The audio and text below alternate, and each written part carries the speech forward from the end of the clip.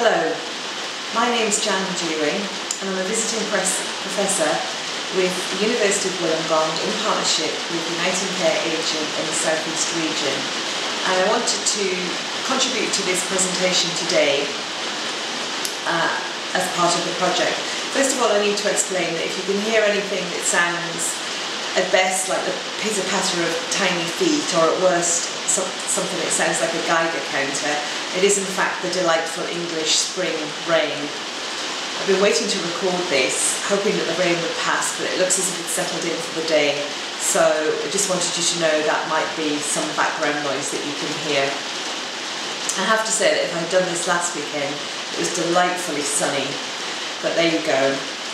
I'm based in England, as I've said, and I work at an NHS trust in East Sussex and with Canterbury Christchurch University. But I am out in the South East region twice a year working with people in your organisation. So moving to the Aspire to Inspire programme, which has been running in the South East region for 3 years now. It was no accident that we called the programme Aspire to Inspire, and that was so that it aligned itself with Inspired Care, which at that time when we started the programme was coming online. It's also no accident that we called it Aspire, because achieving Inspired Care, achieving all the values, is actually an aspiration, and to make sure that the majority of staff embody those values and that residents and clients and all service users experience that is truly aspirational work. It's not something that can be done through a policy or even through a learning and development method alone. It needs a multifaceted programme that offers repetitive cycles so that people are able to learn this new way of going about their everyday work. Did it have to be this thing called practice development?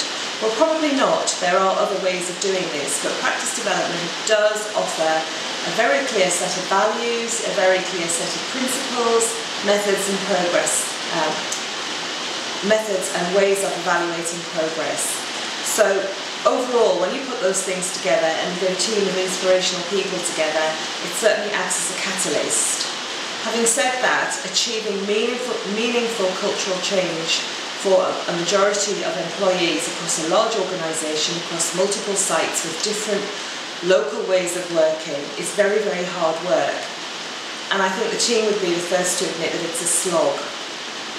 And when I say a slog, I mean that it is slow. It isn't something that can be a quick fix or short term. It is focused on achieving a vision, so it's focused on the longer term, and it needs a certain amount of commitment and a certain amount of believing in the process until those longer term outcomes materialise. It's also orientated on the ordinary, and this means that people working in an organisation who are committed to cultural change really need to open themselves up in terms of their own working practices, their ordinary everyday working practices. And that can be a very hard thing to do sometimes, to be scrutinised at a micro level, to really reflect on what you do and how you go about doing your everyday business. It's also a slog in that it needs people to really forge a way through. There are many obstacles and barriers put up to prevent things being changed for all sorts of reasons, and everybody will be aware of that. So practice development is a slog, and it certainly has a cost attached to it. And Joe will be able to talk to you about the costs. What we find in practice development work is that it is very good at releasing untapped potential, and the investment in doing things differently frees up time and energy and resource to be able to invest in these new ways of working. Although that, on top of that, so really freeing up that capacity that already exists in the organisation simply by a lot of people doing things differently, which in the long run takes no extra time but produces extra benefit. There is also a related startup cost in terms of investment in preparing people to have the necessary skill set. but the benefits are multiple for stakeholders across all levels of the organisation and primarily for residents and clients and family members. Practice development and the Aspire to Inspire programme has now mapped out a model that shows that practice development, the methods and processes, principles and values, not only contribute to inspired care, but produce a model of care that can make a significant contribution to compliance, towards quality and towards local and regional and even national innovations.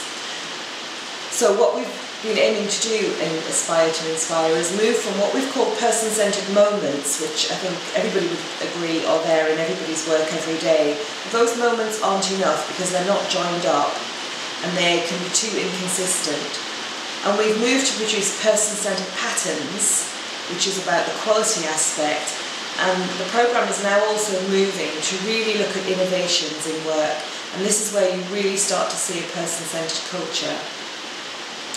So that was the contribution that I wanted to make to this presentation, and I know that Joe will talk you through some other aspects of the programme, some of the outcomes and some of the impact.